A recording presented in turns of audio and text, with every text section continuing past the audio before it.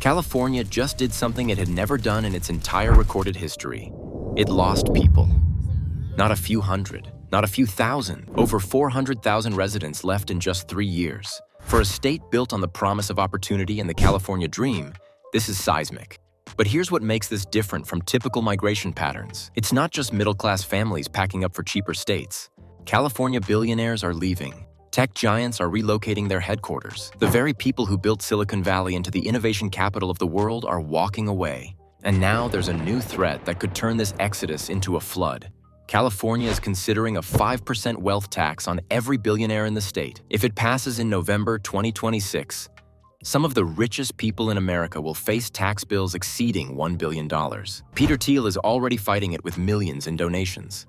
Larry Page has already left, buying nearly $200 million worth of Miami real estate. Elon Musk moved to Texas years ago. The question isn't whether people are leaving anymore. The question is whether California just made the most expensive policy gamble in American history. Let's break down what's really happening.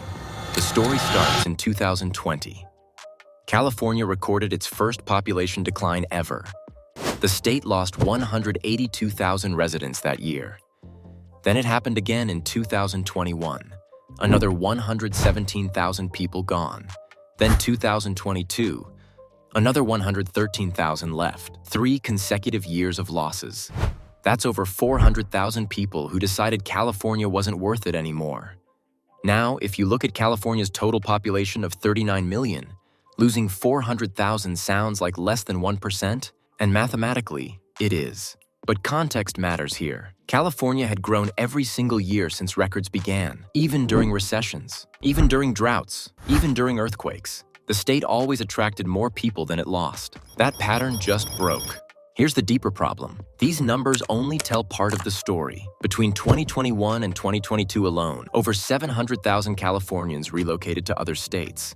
That's gross outmigration. Yes, some people still move to California from other states, but nowhere near enough to balance it out. Net domestic migration stayed deeply negative. For decades, California covered these losses with international immigration and births exceeding deaths. People came from other countries, families grew, the population kept climbing. However, when COVID-19 hit, international immigration came to a halt, and suddenly the domestic exodus became visible in the total numbers. Then something interesting happened. In 2023, California gained about 67,000 residents. In 2024, the population stabilized further. So is the exodus over? That's what some analysts claimed. The state had corrected course. But they were looking at the wrong indicator. Because while the total population steadied, domestic outmigration continued. Americans were still leaving California for other states. The difference was that international immigration had returned. The underlying trend never actually reversed. While statisticians debated population percentages, something far more significant was happening. The companies that defined California were leaving. In 2020, Oracle announced it was moving its headquarters from Redwood City to Austin. Then Charles Schwab relocated from San Francisco to the Dallas-Fort Worth area. Hewlett-Packard Enterprise left San Jose for Houston. Palantir Technologies moved from Palo Alto to Denver. CBRE Group shifted from Los Angeles to Dallas. These weren't small startups testing new markets. These were established corporations with decades of California roots. Then came the biggest name of all. In late 2021, Tesla announced it was moving its headquarters from Palo Alto to Austin. Elon Musk had already personally moved to Texas in 2020. He wasn't subtle about why. Lower taxes, less regulation, more freedom to build. Texas offered everything California didn't, and Musk put his money where his mouth was. SpaceX's Starship operations went to Texas. Tesla's Gigafactory Texas went to Texas. The world's wealthiest person had completely decoupled from California. But the exodus didn't stop with Elon Musk. Larry Page, co-founder of Google and the world's second richest person according to Forbes, just made his exit official. He moved his family office out of California entirely. His destination? Miami, Florida. He didn't just buy one home there. He bought 2 properties totaling $173.4 million. That's not keeping a vacation house. That's establishing permanent residency in a state with 0 income tax. The pattern is unmistakable. Tech capital is flowing out of California, and it's heading to states that won't tax it nearly as aggressively.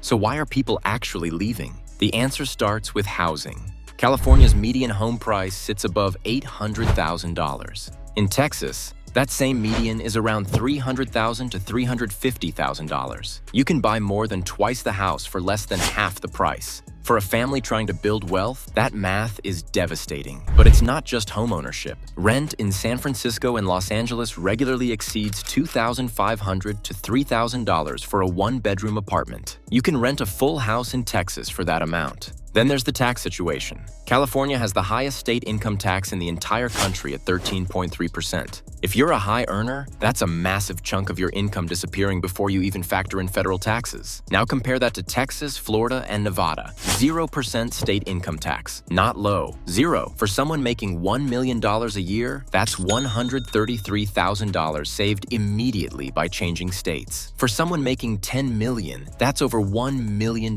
annually, every single year. And it compounds beyond income. Gas prices in California run $1 to $2 higher per gallon than the national average. Utilities cost more. Groceries cost more. Services cost more. Everything is expensive. For middle-class families, this isn't about luxury. It's about survival. You can work the same job remotely from Texas and suddenly afford a house, save for retirement, and actually build financial security. The wealthy face the same calculation on a larger scale. Why pay California's premium when you can maintain the same quality of life elsewhere? Wealth managers have noticed something crucial over the past 15 years. Rich people don't need to be anywhere anymore. Modern communication, private jets, and remote work changed the equation. The boundary between needing to live somewhere and wanting to live somewhere has completely shifted. And when location becomes optional, California's price tag becomes very hard to justify. Just when California's population seemed to stabilize, a new proposal emerged that could change everything. It's called the 2026 Billionaire Tax Act. And it's exactly what it sounds like, a 5% tax on the total wealth of every billionaire living in California. Not income, wealth. Your entire net worth gets taxed at 5%. This is a one-time tax, but the number is staggering. California is home to 215 billionaires. That's the largest concentration of billionaires anywhere in the world. The United States has 924 billionaires in total. California alone has nearly a quarter of them. Most of them built their fortunes in tech. Silicon Valley created this wealth, and now the state wants to tax it. Here's how it works. Anyone who is a California resident on January 1st, 2026, falls under this tax if they're a billionaire. The bill goes to a vote in November 2026. If it passes, it takes effect immediately. That means people had to make their residency decisions months ago to avoid it. The clock already started. Let's put real numbers to this. Peter Thiel, co-founder of PayPal, has a net worth of $26.1 billion according to Forbes. He currently lives in Los Angeles. If this tax passes, his bill would be $1.3 billion. Not spread out over years, not as a payment plan. A one-time tax of over $1 billion.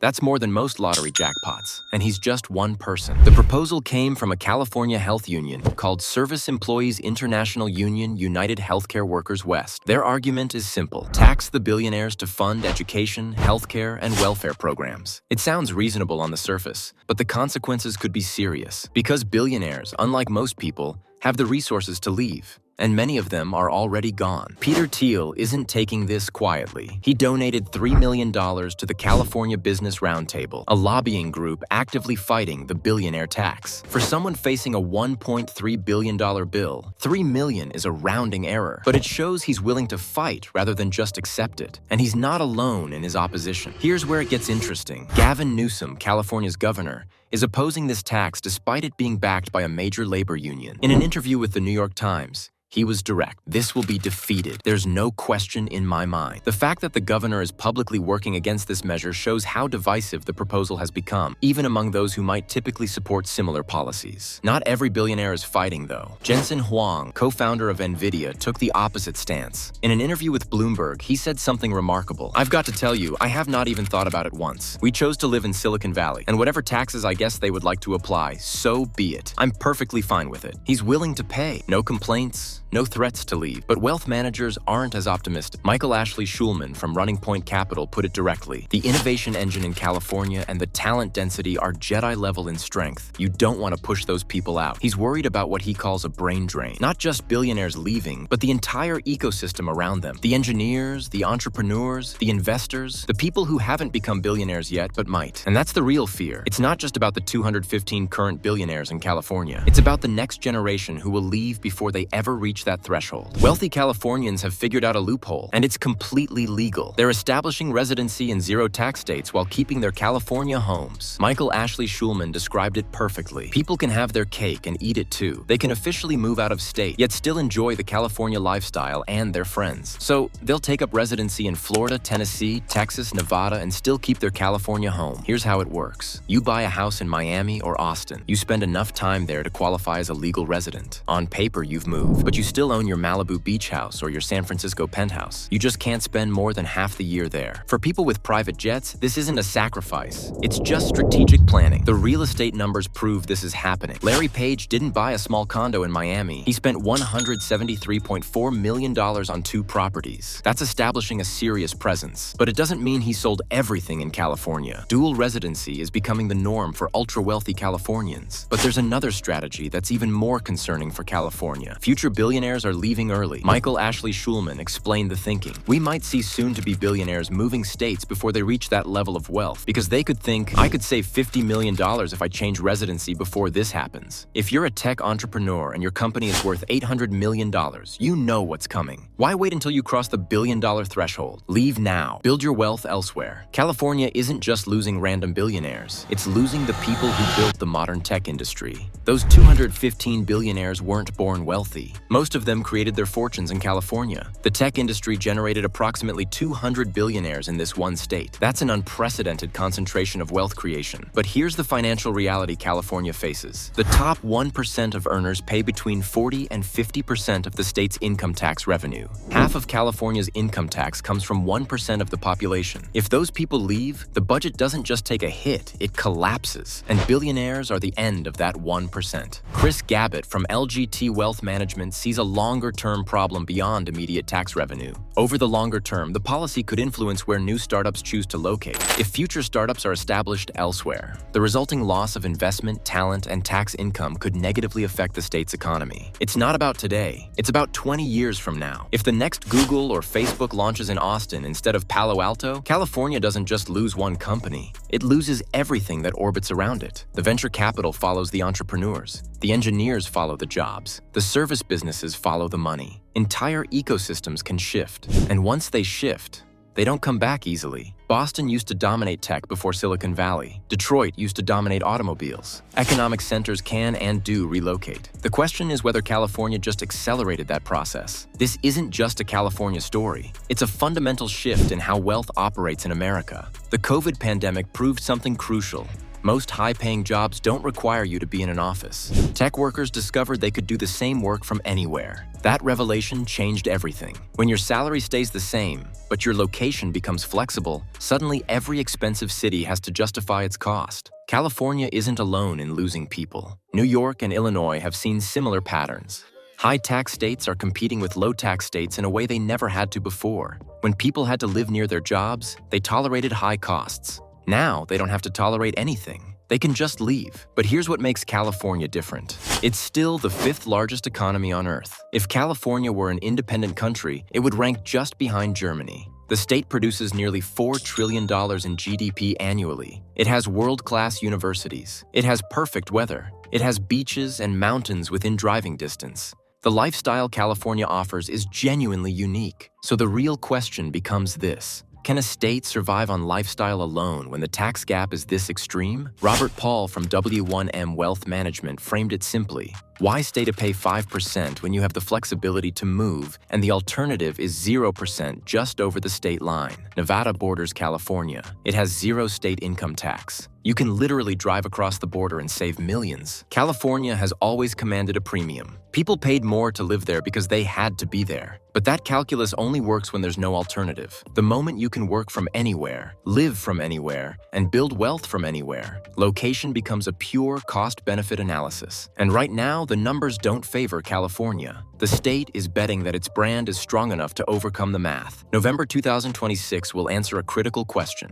When the billionaire tax goes to a vote, it will reveal whether California's appeal can overcome a 5% wealth tax. But regardless of how that vote goes, the precedent has already been set. that. Billionaires are movable. Corporations are movable. Even entire industries can relocate given enough incentive. The exodus of the past few years proved that California isn't immune to competition from other states. The irony is striking. California built an economy on innovation and disruption. It created the companies that changed how the world works. And now that same innovation has made physical location less relevant than ever before. The tools California's tech industry built are the same tools making it easier to leave California. Remote work eliminated the need to be anywhere specific. Video calls replaced office meetings. Cloud computing replaced physical infrastructure. Private jets made distance irrelevant. The very technologies that California developed removed the geographic advantage that made California powerful in the first place. In an era where you can work from anywhere, location becomes a choice, and every choice has a price. California is forcing people to calculate whether that price is worth paying. Some will say yes. Jensen Huang already did. Some said no. Larry Page bought $173 million of Miami real estate. The real test isn't whether people leave. It's whether the next generation of wealth creators ever arrives. Because once an innovation hub shifts, history shows it rarely shifts back.